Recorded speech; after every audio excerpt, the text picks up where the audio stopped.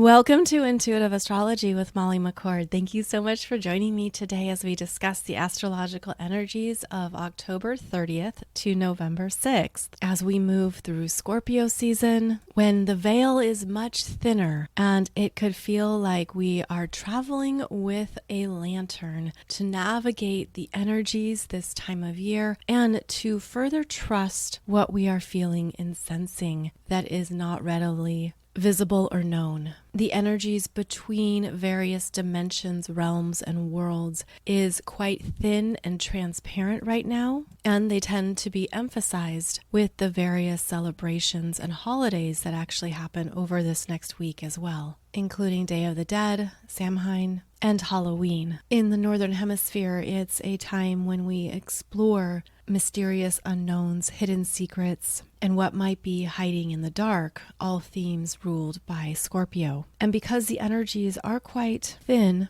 it can also be advantageous to practice what protects you, to practice calling in light, grounding forces, aura protection, and anything that guides you to honor and take care of your energy. It can also be beneficial to intentionally send more light into the collective, whether that's calling in powerful neutrino streams from the sun or visualizing beams of light moving around the planet. Always trust whatever feels correct for you, but these are worthwhile practices this time of year and can help with understanding what you're meant to see and what you're meant to know. Astrologically speaking, over this next week, we have many transiting aspects in play, including a very active Mercury in Scorpio. We have the Scorpio New Moon. Mercury will then enter Sagittarius. Mars in Cancer opposes Pluto in Capricorn for the first time,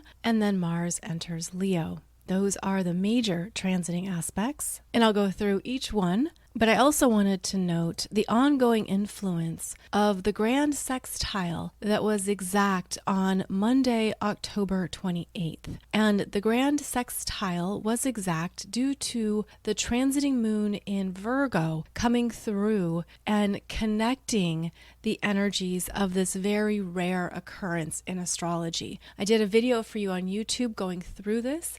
It's essentially 6 planets, 3 in earth signs and 3 in water signs, creating 6 sextiles, 2 grand trines, 6 kites, 3 oppositions, and even 3 mystic rectangles, all in the midst of this rare lineup. And we are still in the influence of this grand sextile as we move into the beginning of November. And this means that connections are coming together.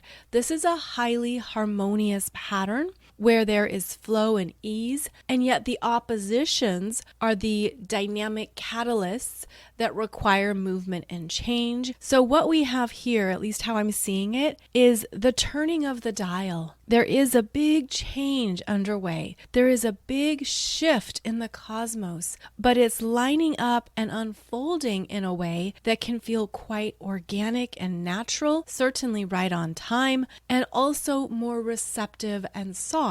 Both the earth and water signs are feminine, which calls in grace, ease, creativity, allowing, and is bringing together a grand orchestra of developments. And so then, of course, we apply that to this rare grand sextile unfolding over a very important week, at least politically in the USA and even worldwide, as the USA presidential election will be occurring this week on Tuesday, November 5th. Now, when I speak about this event, I'm actually not going to go into the politics of it all. I will tell you that I have been asking my off-planet galactic team about this event since February, and I've received the same answer since February of this year about the developments of the presidential election. And one thing that they have regularly brought to my attention is that there's a lot to be investigated and understood around how voting happens in our day and age. Now think about everything you use on a daily basis, that you have to enter a password. You have to go through various security checks. You can't just access something that is meant to be private right away. Maybe you have to enter in a confirmation code that's texted to you, right, as that double security measure. Think of all the areas of your life. You need a key to get in, a passcode. You get the point. And then take all of that and apply it to the archaic voting practices of our time. And what they've been sharing with me is that one of the main themes that hopefully can evolve and change during this particular voting cycle is security measures, technology, and the proper advancements needed around how an individual votes. Because some people walk in the door, they don't even have to show their ID. It's a very open system. It's a very unsecure system. And so what they've been showing me since February is that there are multiple layers to an election. And they show me that it's basically the 7th or 9th layer back that is where the real power lies. And that the first layer, you could say, are the ballots. The second layer has to do with the electoral college. But they're saying that there's so much technology in play that people don't realize is in play, at least to the full extent of it. And they're trying to keep us in this archaic voting process instead of elevating it, almost like just give them a sticker and tell them they did a good job voting and don't let them know how the true ballots are calculated or what's really going on much deeper behind the scenes. So the level of fraud and corruption is systemic. It certainly is not what it's appearing to be, and that this is the much bigger issue. And they show me it's also been like this for decades, but it's only recently that people have questioned it or have started to really look into the matters of the voting system, because voting is such an important part of a true democracy. So there are much bigger questions and issues to investigate. And of course, you have those in power and control who don't want anything to change, who do not want to be questioned, and who do not want anything to shift. So that is certainly a part of Scorpio season. It's always interesting to me that we vote during Scorpio season. If it were astrologically correct, we would actually vote during Aquarius season, which is also the USA's moon in Aquarius. And so on that note, we have an active Mercury in Scorpio this week, where that Mercury wants to know the truth. What's going on behind closed doors? What's being said? What are the communications? What are you thinking? And there is a desire here to get to the heart of deeper matters. Mercury in Scorpio opposes Uranus retrograde in Taurus at 25 degrees on October 30th. And then the next day, October 31st, makes a trine to Neptune retrograde in Pisces at 27 degrees. This is a Mercury receiving bigger downloads and ideas. This is the ability to trust what you are picking up on, what isn't being said. And that is something about Mercury in Scorpio, is that it might not be blatantly laid out for you, but there's something that you're meant to pick up on that you can powerfully feel and sense. Of course, this depends on how you trust and work with Scorpio energies. And then this Mercury in Scorpio needs time to process and churn through, and tends to dive into even more questions and inquiries. So the mind is quite restless. The mind wants more when Mercury is in Scorpio. And Mercury is also in active conversation with the planets in the Grand Sextile. So this is the part of you that is sensing that change is underway, that things are happening behind the scenes, and that there's a bigger shift unfolding that we can't even put our fingers on yet. There's a bigger change underway that is certainly not clear, but it feels like it's happening behind the scenes, and that we're sensing the world is changing in a very pivotal way. This is a really big time, but because the energies are in earth and water signs, it also has more of a subtleness to it where you know something doesn't feel the same. You're not seeing it in the same light, and that's because the frequency is happening behind the scenes as well, the frequency shift. And that would be one way of understanding the grand sextile energies that are continuing to move forward.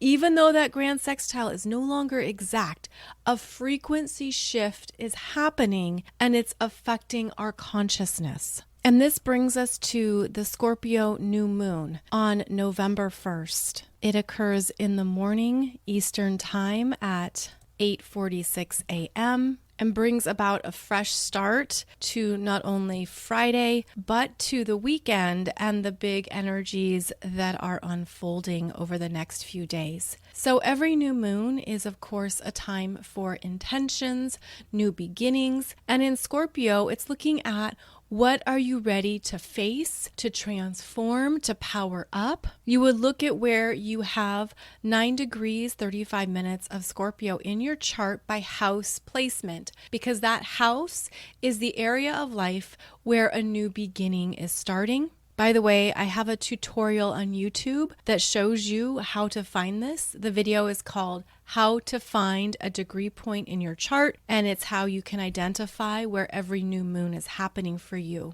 And so this new moon is requiring you to power up in an area of your life, but in a new way, to approach it with new strength, new determination, perhaps to really dig in to something you've been pushing off and now you want to face it. You want to face it with gusto, and this can support anything that you're ready to do differently. Now, the sun and the moon are working harmoniously here with Saturn at 12 degrees of Pisces retrograde, and this provides greater stability and emotional regulation. It allows you to feel strong and clear in what you want to begin, because Saturn also gives you the fortitude to see something through. I do have a video on YouTube going through all of the Scorpio new moon energy, so check that out, because now I want to move on to the big energies that are happening November 2nd and November 3rd. So there's a lot going on each day here.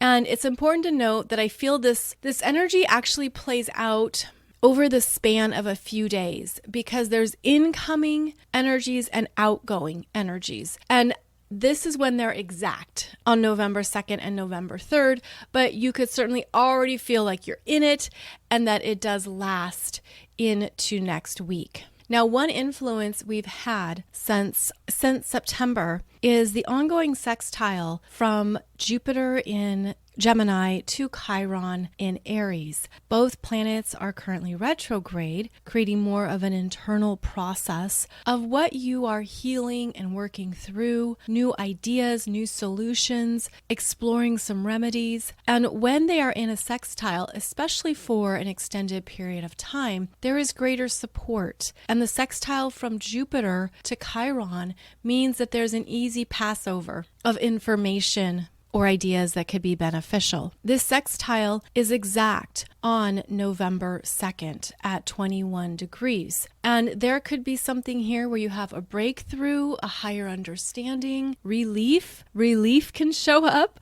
when Chiron and Jupiter are in this harmonious sextile. It's also a lighter energy. It's more in the background, almost like unless you're really paying attention to it or looking for it, you might not notice it. So just keep in mind that this is a supportive energetic connection that is happening on November 2nd, again at 21 degrees of Gemini, 21 degrees of Aries in your chart. And there could be something that comes together that works, that clicks, that also provides a supportive turning point. Now, other than that transit, on November 2nd, we have a very active Mercury still. And Mercury is going to trine Mars in Cancer at 29 degrees and sextile Pluto in Capricorn at 29 degrees. So with this Mercury interacting with the Mars-Pluto opposition, this is supportive communications.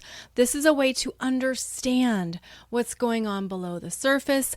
The energy breaks up the tension, allows you to ask questions, be inquisitive, as well as to understand more at a deeper level. So this can help with any disagreements. If you're looking to move through a problem or any kind of standoff, which is of course what that Mars opposing Pluto is about, if anything has become way too polarizing, that Mercury coming through is going to give you an opportunity to talk it through or ask deeper questions, also to arrive at some insights that maybe you wouldn't have noticed if it wasn't for the opposition. Now, the opposition between Mars and Pluto is a big deal astrologically. We've been talking about it for a while, and it's the first of 3 oppositions between Mars and Pluto, and that's because of the upcoming Mars retrograde. So Mars and Pluto are going to be in an opposition early January at 1 degree of Leo, 1 degree of Aquarius, and then again in late April at 3 degrees of Leo and 3 degrees of Aquarius. And so the opposition here in the cardinal signs at the anaretic degree at 29 degrees, 45 minutes, and we know that's a big deal with Pluto, closing matters. What is really important that needs to be revealed, needs to be felt and seen, what has to change.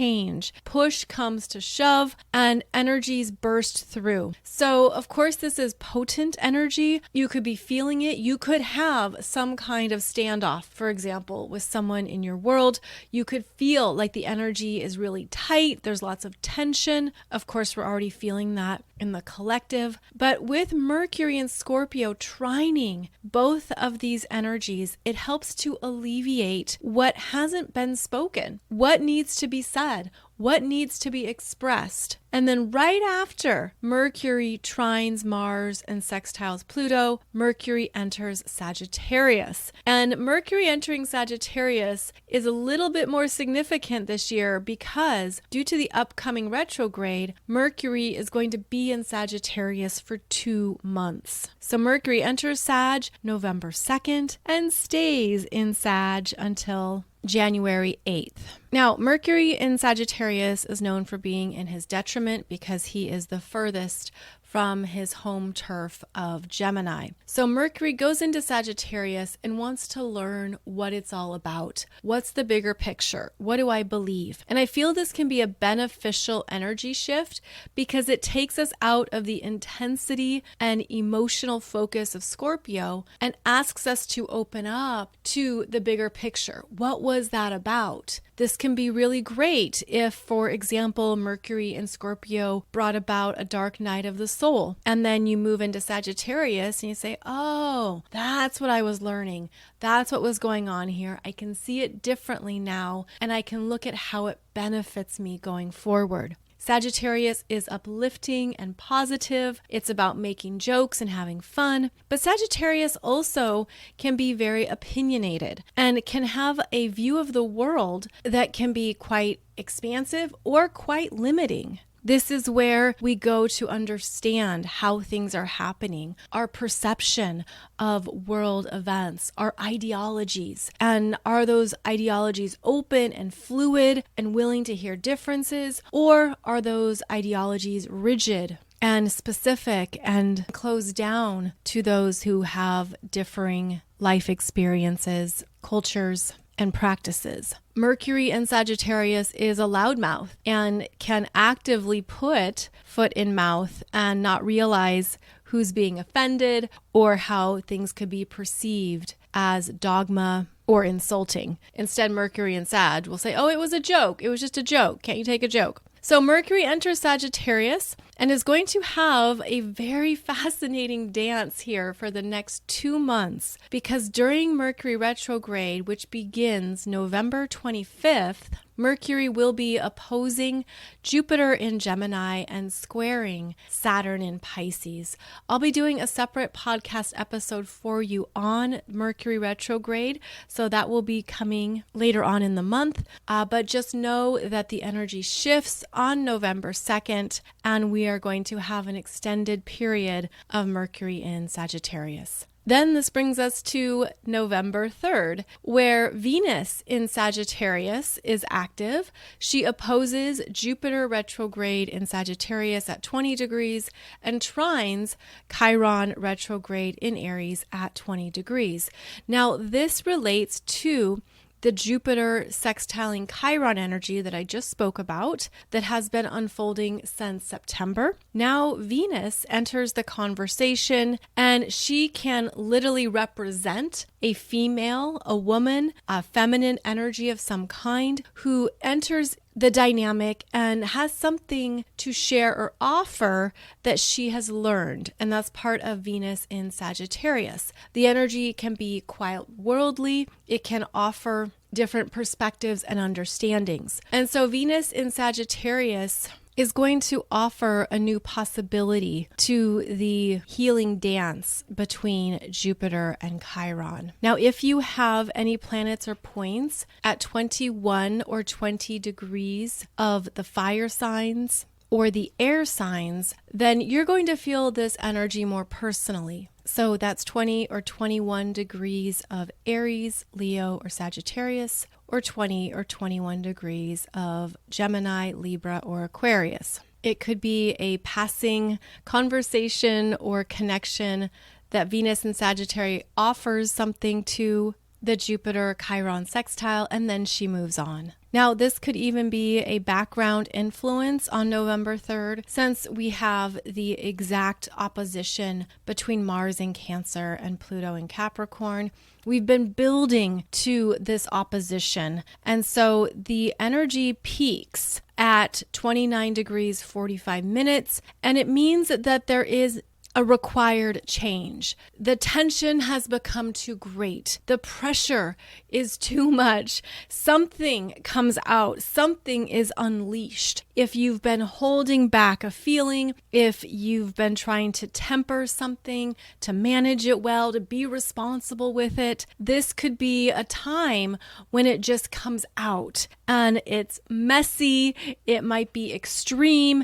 It could be a lot. And keep in mind that if it isn't you, it could be someone around you. So again, this energy has already been building. It peaks on Sunday, November 3rd, but it could be unleashed beforehand. And basically, there is a requirement for change. For any area of hesitation or resistance that you've been putting up or feeling, it's meant to come out. And again, this isn't graceful energy. This doesn't happen in a very kind, lighthearted manner. It's very intense. And that's why this opposition can be violent, can be a lot of anger. It can feel like violent outbursts, and it is very extreme on both sides. So escalating tensions, escalating war, escalating nuclear activity. The escalations are happening and unfolding. And after the opposition is exact, then Mars enters Leo. And this is a strengthening position for Mars, where Mars moves into the courage of self and activates more of that solar plexus. What do I want? Not only what do I feel, and what have I been feeling and churning through and maybe feeling like there's no remedy here, there's no solution. Now Mars enters Leo, fixed fire, and gets fired up from his life force about what he wants to do next. And in the fixed sign, there is more determination to move forward. There's more of a desire to move on your own terms. So there's a release from the intense pressure of Pluto, but keep in mind, Pluto doesn't go away. Pluto is still there, only the intensity has released a bit, but it does come back. So this Mars is now moving very slowly, taking 3 to 4 days to cover a degree point because of the upcoming retrograde that begins in a month on December 6th. So Mars will only travel from 0 to 6 degrees of Leo before halting and then beginning his retrograde journey. So when we look at this from a broader perspective, Mars is looking to escape the tension and the standoff with Pluto. Pluto is showing where deep change is required and has to happen. Now, Mars and Pluto are in an important relationship because Pluto is the higher octave of Mars. Mars is the human self, the human ego, the human body. It's how you assert yourself and go after what you want, how you stand up for yourself, how you understand what you need, and how you're going to use the energy to make things happen. Mars in Cancer isn't so strong. Mars is in his fall in Cancer. In fact, Mars wishes he was in Capricorn, where he is much stronger. But alas, that's not the case. Mars is in Cancer, in the heart space and the emotional world that he's had to process and churn through. And this standoff with Pluto is how he's interacting with his higher octave, which is to say a higher consciousness that is requiring him to change his human ways. And Mars doesn't want that. He's not choosing that, at least not intentionally.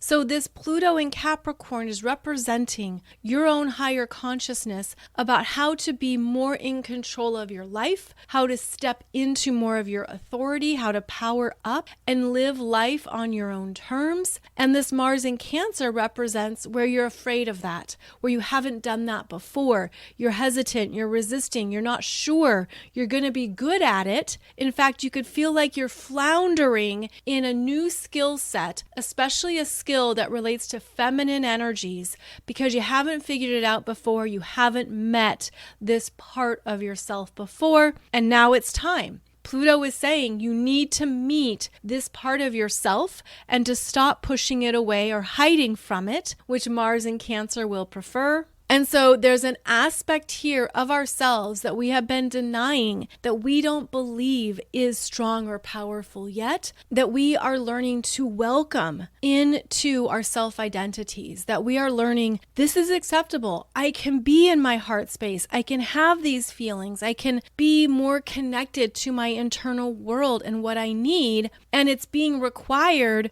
by this intense pressure from the higher octave of Pluto. Now, Pluto is, of course, connected with transformation, evolution, destruction. And Pluto is saying you've got to break down these boundaries. You've got to break down your defensiveness.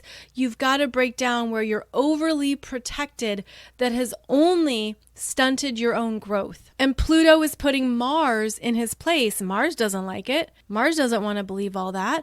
Mars doesn't want to be vulnerable or open. But in Cancer, that's the energy that's coming up. And with this upcoming retrograde, we're going to be moving back into the watery realms of Cancer to explore more of this assignment that Pluto is handing down to us. How are we overly defensive because we don't feel safe to be all of ourselves in the world? And I feel too like this actually highlights the Capricorn Cancer roles of patriarchy and matriarchy, of mother and father, of what's expected of us, at least through societal standards, which is Capricorn. The parts of ourselves we've had to shut down and hide away in Cancer. We couldn't be all of ourselves. We couldn't be emotionally expressive, perhaps, in certain environments or certain roles. So the tension is around how do I honor what I'm really feeling, what I really need,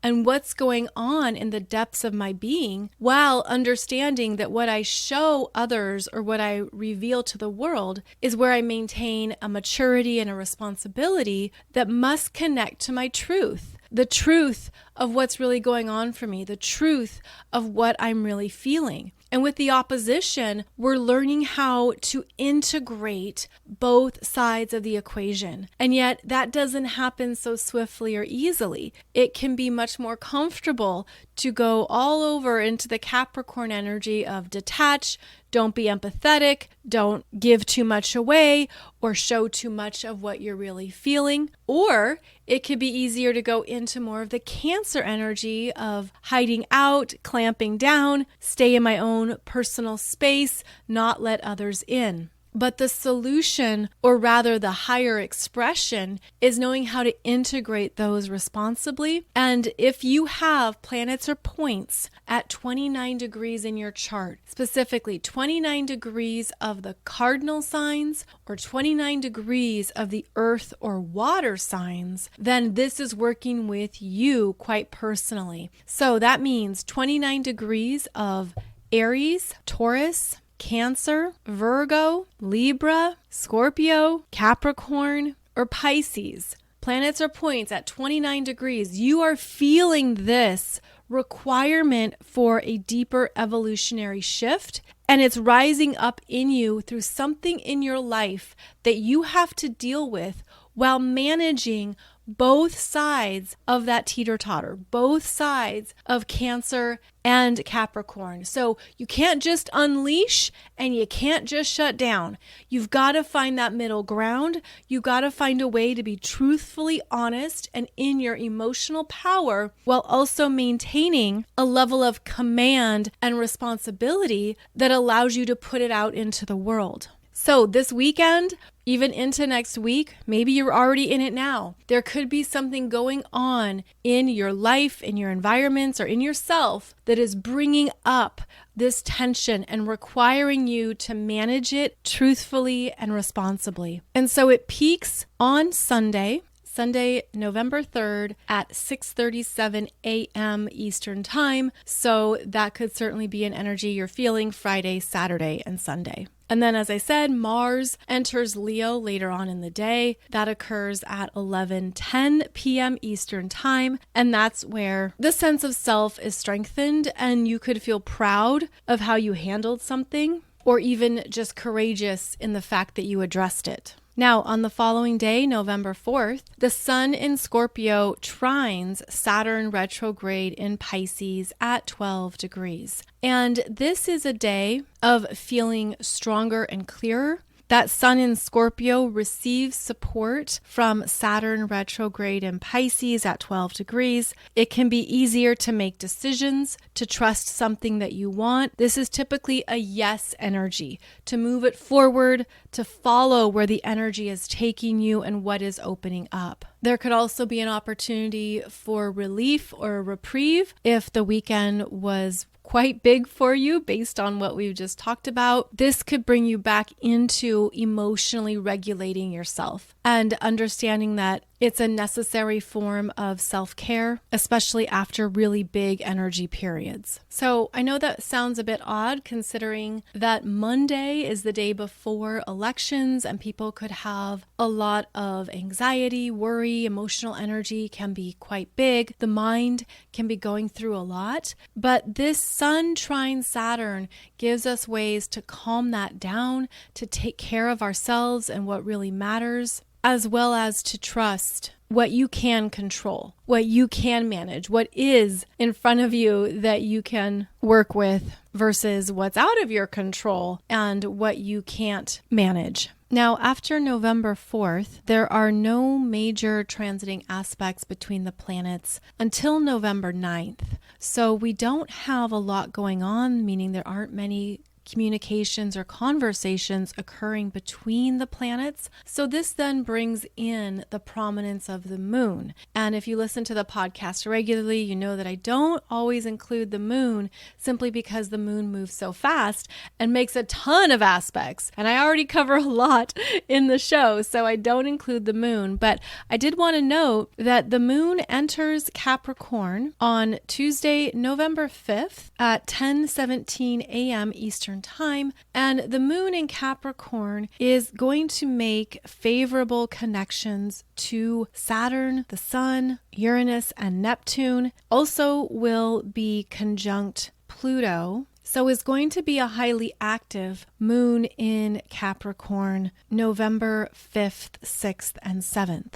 In mundane astrology, the moon represents the people, how the people are feeling, responding, matters that affect the people. And so when we look at this through the lens of election day, there is a level of detachment, observing. The moon in Capricorn wants structure, wants clarity. It's very grounded and practical. The moon is known for being in its detriment in Capricorn, however, since it's the furthest from its home sign of Cancer. And with an active moon, a lot is changing and shifting, and we'll make that conjunction to Pluto on Thursday. So this is the energy of emotional responsibility, allowing things to play out, allowing a process to unfold, and to also stay focused on the long term. And I guess something else I want to offer is that the universe doesn't have worst case scenarios. Humans do. We do. We can think of all of them. But the universe doesn't have worst case scenarios. The universe has options, possibilities.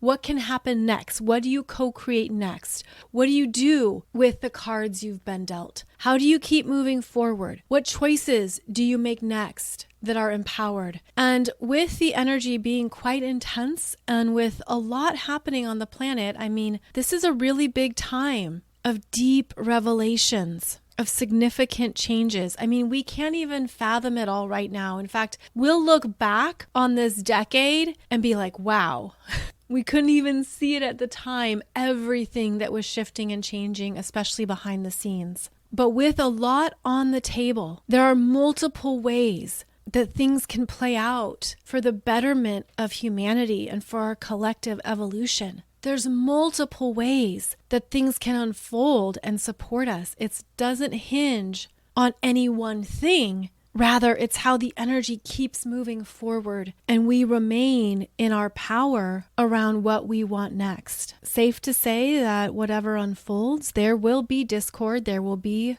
anger and unrest. Either way, but the universe will keep presenting next options, next steps. What do you do from here? What choice do you make now? And we're designed to keep moving forward. This is a time to actively connect with the universe more and to remain in a higher state of empowerment. In fact, the Scorpio energy is directly related to the universal law of transmutation of energy, the ability to identify lesser and outdated energies, feelings, thoughts, expressions, and to transform them into greater levels of personal and collective empowerment. But along the way, of course, we have to go through the emotional intensities and the fears, and the human realm that we live in and experience can get stuck in some of those worst case scenarios or lower emotions. So step into that ability to transmute energy, whatever it may be that you're feeling,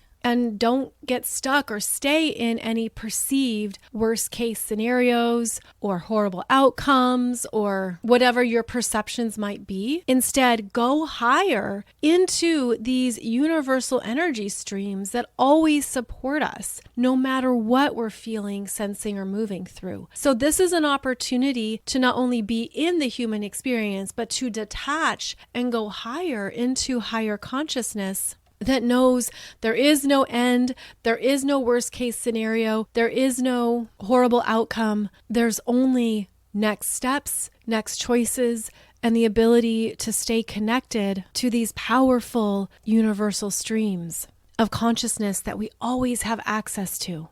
And you have it coded in your astrology chart. You have a deeper connection to multiple or specific universal spiritual laws in your chart. And this is something I teach in the course, Your Cosmic Codes, the 12 universal spiritual laws in your astrology chart, where you can see where you have a strength to certain spiritual laws, as well as how to develop a deeper connection to others. So do check that out, because not only is this going to help elevate you and understand more of your coding, but it could also help in understanding more of what you're feeling and certain things that are coming up for you at this time. I'll put the link below the show here.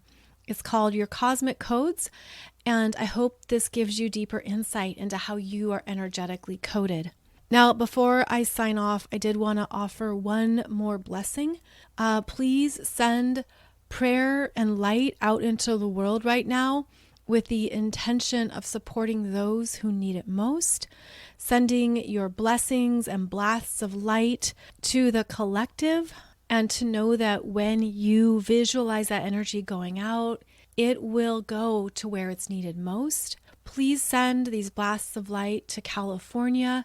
Visualize these ribbons of light moving through the forests, the trees, and the woods with the intention to do no harm. Visualizing negative intentions with neutralizing light rays. The intention is to neutralize, to do no harm, and to allow the light to prevail. Also to send this energy to any places that you are intuitively guided to direct energy towards. Again, the intention to do no harm, to neutralize and dissolve can be quite powerful and is especially important this time of year. May all beings be peaceful. May all beings be happy. May all beings be safe. May all beings awaken to the light of their true nature. May all beings be free. As always, thank you so much for joining me. I'll be back next Wednesday for another podcast. I will not be doing a podcast on Monday, November 4th, but I will be releasing content for you on YouTube over the weekend. So no podcast on Monday, but I look forward to connecting with you again on November 6th. May the Scorpio New Moon bring you powerful insights and understandings, and I look forward to connecting with you again soon.